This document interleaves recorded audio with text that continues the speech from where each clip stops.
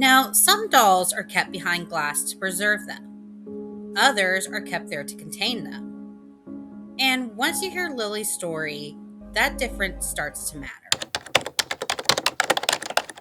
Now, before jumping into this episode about Lily, the haunted doll, I wanted to take a step back and explore something that keeps coming up in paranormal cases.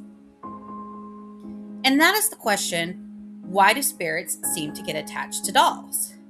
And so I did what everyone would do in 2026 when they have a question. I simply Googled, why do spirits get attached to dolls? And one of the most common theories is actually pretty simple. Dolls resemble us. They have faces, eyes that appear to look back at you, carefully shaped features, even hair. They're designed to mimic the human form, but without life, almost like an empty outline waiting to be filled. In paranormal theory, that makes them an ideal vessel. They're not alive, but close enough to hold something that once was. And when you look at Lily, that idea becomes a little harder to ignore. Lily's origins are as unclear as they are unsettling. There's no confirmed maker and no documented history that traces her back to a specific time or person. But the materials used in her creation tell their own quiet story. Her body is made of porcelain, carefully molded and painted with delicate precision. Her eyes are glass, giving her that lifelike, almost too still glazed. And did I mention her hair is human? That combination alone suggests that she wasn't mass-produced or casually made. She was crafted with intention, with care, almost as if whoever created her wanted her to feel as real as possible. It is estimated she was created around the 1800s. Now, Lily was reportedly discovered in an antique store in Salem, Oregon. According to the shop owners, she had been there for years, just sitting untouched with no clear origin, and no records of where she came from, no explanation for how she ended up there. But over time, the atmosphere around her began to change. The owner started to notice things they couldn't explain. Being around Lily didn't just feel strange, it lingered. They reported experiencing nightmares after spending time near her, the kind that stay with you even after you woke up. Customers and staff described physical discomfort in her presence, sometimes even pain. At night, there were claims of faint crying sounds coming from within the shop, soft but persistent enough to be noticed. And then there were moments where Lily didn't seem to stay exactly where she had been placed. Now, the shifts weren't exactly dramatic, nothing you can easily prove, just subtle movements, the kind that make you question your memory before you question reality. Eventually, Lily's stories reached Zach Bagans, who acquired her in 2016 and brought her to the Haunted Museum, a place already filled with objects said to carry dark or unexplained energy. And even among those artifacts, Lily stood out. Zach and his team began experiencing the same patterns reported by the antique shop owners. Strange sounds, unexplainable movement, a presence that didn't feel aggressive, but also didn't feel empty, like something was there, aware, observant, quietly reaching into its surroundings. Now, there is a reported story with footage of a man who visited Zach Bagans' museum and who took a closer look at Lily and ended up fainting and never returned to the museum again and never contacted Zach again, even though apparently he reached out to him. So I'll play that footage right now.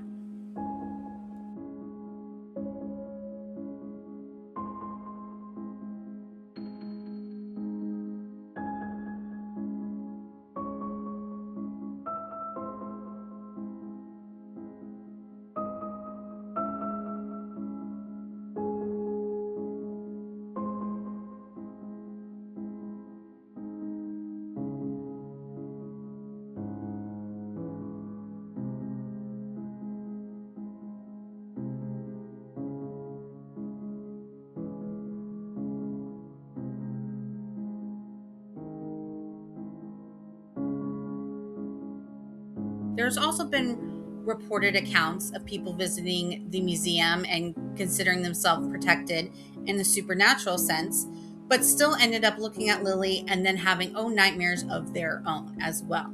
So the nightmares don't only just include the antique owner shops, but people on TikTok have said the same things, and I will put a link down below from a story that I saw when I googled this situation. Now, of course, this brings us to my own thoughts and theories about this doll, and the question that lingers: what exactly is Lilly? Because unlike a lot of haunted objects, Lilly doesn't come with a clear origin story. There's no confirmed tragic event, no documented history of a spirit attaching itself to her out of grief or seeking comfort. It's not as simple as a ghost finding solace in a body of a doll. And that opens the door to something a little more unsettling. Priests who examined Lilly reportedly believed she may not be a human spirit at all, but something darker, something that doesn't come with a past we can trace or understand in human terms. And that idea made me start looking at dolls a little differently. Because yes, the theory that dolls resemble human body still makes sense. They look like us, they feel familiar, and in a paranormal theory, that can make them a kind of temporary resting place. Somewhere, a spirit might linger while caught between worlds. But there might be another layer to it. Dolls have always been seen as objects of comfort, especially for children. They are carried everywhere, slept beside, protected, cared for. They are associated with innocence and with safety. And for a long time, they weren't seen as creepy or threatening at all. In fact, they were probably one of the least likely things anyone would suspect of holding something dark. And that makes them perfect. Because if something wants to go unnoticed, if something doesn't want to raise alarm, what's better vessel than something people are naturally drawn to? Something they trust, something they keep close. So maybe it started with human spirits. Maybe they were drawn to dolls because they felt familiar, safe, almost like a placeholder for the life they once had. But if that's true, then it's not a huge leap to wonder if something else noticed that pattern. Something darker. Something that saw how easily humans welcomed those objects into their homes, how children bonded with them, how no one questioned them, and they decided to follow. Alrighty, so thank you for listening, and as always, please leave your thoughts and opinions down below. And if you enjoyed diving into this case with me, make sure to subscribe so you don't miss what's next.